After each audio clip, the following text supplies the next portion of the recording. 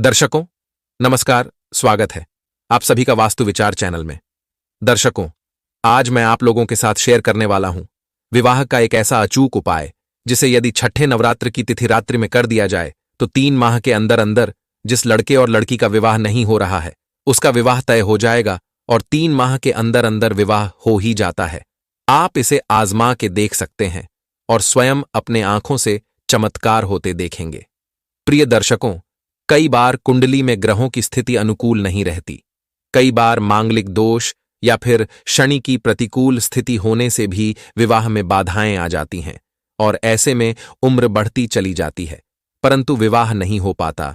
कुंडली में ग्रह दोष होने पर शादी की बात तय होकर भी टूट जाती है, रिश्ते आते हैं परंतु शादी में कन्वर्ट नहीं हो पाते।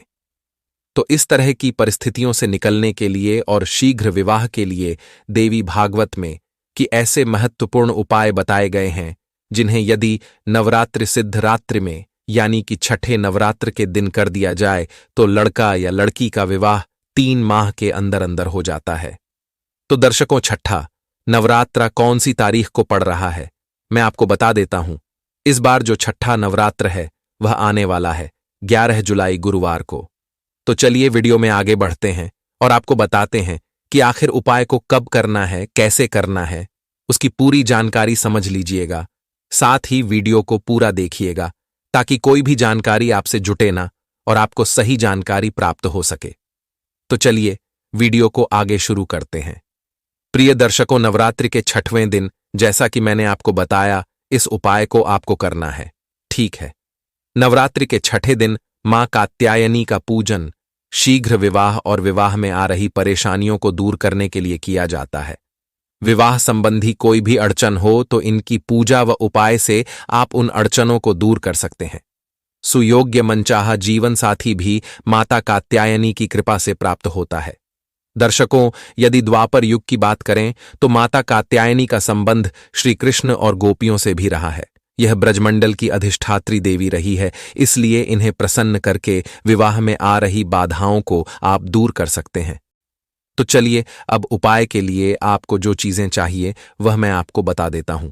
इसे आप ध्यान से समझिएगा, तभी आप उपाय को सही विधि से कर पाएंगे और आपकी मनोकामना पूर्ण हो पाएगी। सबसे पहले आपकी उम्र जितनी भी है, मान लीजिए आपकी उम्र 24 साल है और आप 25वें साल में चल रहे हों तो आपको आपकी उम्र के बराबर हल्दी की गांठ लेनी है। जैसे अगर आपकी उम्र 24 साल है और आप 25वें साल में चल रहे हों तो आपको 25 हल्दी की गांठ लेनी है। ठीक है दर्शकों, इस बात का विशेष ध्यान रखें कि यह जो हल्दी की गांठ आप लेंगे यह कहीं से भी कटी फटी ना हो, अच्छे से आपको साफ सुथरा चुन चुन कर लेंगे। हल्दी की एक एक गांठ साफ सुथरी होनी चाहिए, खंडित नहीं होनी चाहिए। इसके बाद आपको चाहिए लाल रंग की मौली धागा, जिसे कलावा भी कहते हैं, जिसे रक्षा सूत्र के रूप में हाथ में बांधते हैं। इसके बाद आपको चाहिए 9 पीले फूल। आप कोई भी फूल ले सकते हैं पर उनका रंग पीला होना चाहिए। ठीक है, इसके बाद आपको एक शुद्ध घी का दीपक चाहिए, चाहे वह दीपक आप मिट्टी का ले लीजिए या आटे का लीजिए, आप कोई सा भी दीपक ले सकते हैं। अब इस उपाय को आपको कब करना है? आपको करना है गोधूली वेला में, यानी कि शाम के वक्त 6 से 7 का जो समय होता है, जिस समय पर सूर्य अस्त होता है परंतु उसकी हल्की सी रोशनी होती है, उसे ही हम गोधूली वेला कहते हैं। तो इस समय में आपको यह उपाय को करना है। दर्शकों, अब उपाय करना कहां पर है, सबसे पहले यह जान लीजिए। यदि आपके घर में प्राण प्रतिष्ठित मूर्ति है या फिर प्रतिमा रखी हुई है मंदिर में आपके घर में, तब आप इस उपाय को अपने घर में कर सकते हैं। अन्यथा आप इस उपाय को किसी भी आदिशक्ति दुर्गा माता के मंदिर में जाकर आपको करना है, परंतु कई बार दुर्गा माता की मूर्ति को छूने नहीं दिया जाता है। तो यदि आपको दिक्कत हो रही है इस उपाय को करने में, यदि आपको दुर्गा मंदिर नहीं मिलता है तो ऐसी सिचुएशन में फिर आप किसी भी शिव मंदिर में जाइए। वहां पर माता गौरी की प्रतिमा होती है, यानी पार्वती जी ही आदिशक्ति हैं और आदिशक्ति के ही 9 स्वरूप है और 9 स्वरूपों में से ही एक स्वरूप माता कात्यायनी का है, जिनका हम पूजा छठे नवरात्र के दिन करते हैं।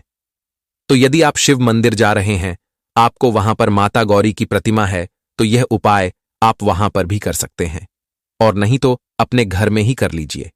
यदि प्राण प्रतिष्ठित मूर्ति आपके घर में है, नहीं तो किसी भी दुर्गा मंदिर में जाकर आपको इस उपाय को करना है। दर्शकों, अब इस उपाय को करना कैसे है, इसे ध्यान से समझिएगा। आपने जो अपनी उम्र के बराबर हल्दी की गांठ ली है, उन हल्दी की गांठों को आपको कलावा लपेटकर एक माला तैयार करनी है। ठीक है? माला तैयार करने के बाद आप इस उपाय को जहां पर भी जिस भी मंदिर में कर रहे हैं वहां पर आसन बिछाकर बैठ जाइए। आप लाल रंग का आसन ले सकते हैं या आपके पास जो भी आसान हो, आप उस आसन पर बैठें और उसके बाद माता के समक्ष एक घी का दीपक पहले प्रज्वलित कर दीजिए।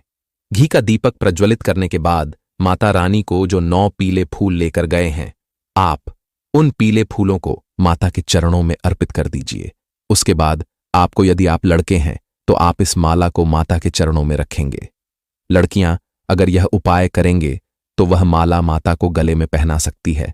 और यदि जो माताएं यानी जो मां इस उपाय को करती हैं अपने बच्चों के लिए, क्योंकि कई बच्चे देखिएगा उपाय नहीं करना पसंद करते हैं, तो माताएं हमेशा परेशान होती हैं अपनी बच्चियों की शादी को लेकर।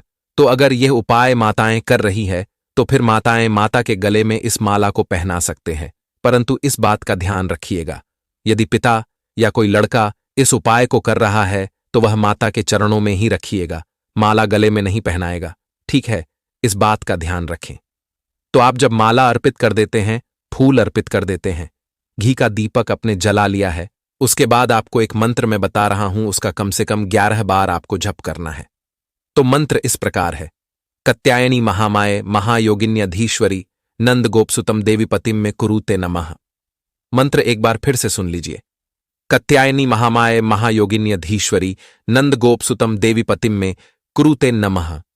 इस मंत्र का आपको 11 बार जप करना है।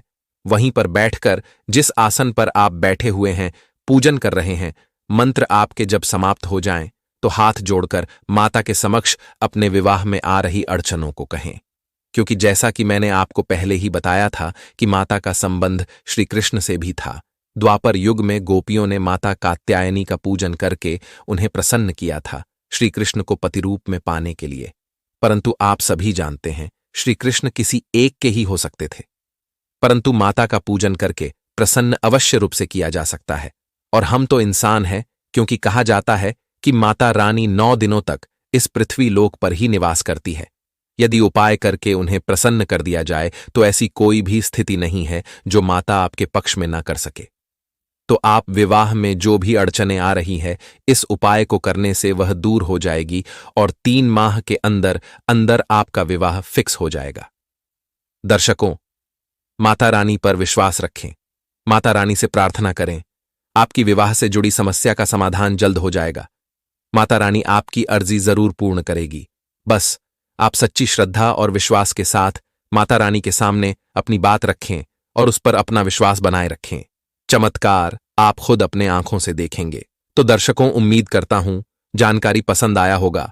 अगर वीडियो पसंद आया हो तो वीडियो को लाइक शेयर जरूर करें। अपने अन्य परिवारजनों के साथ अवश्य शेयर करिएगा। और यदि आप चैनल पर नए आए हैं तो चैनल को भी सब्सक्राइब कर दीजिएगा। मिलते हैं नेक्स्ट वीडियो में एक और नई जानकारी के साथ। धन्यवाद।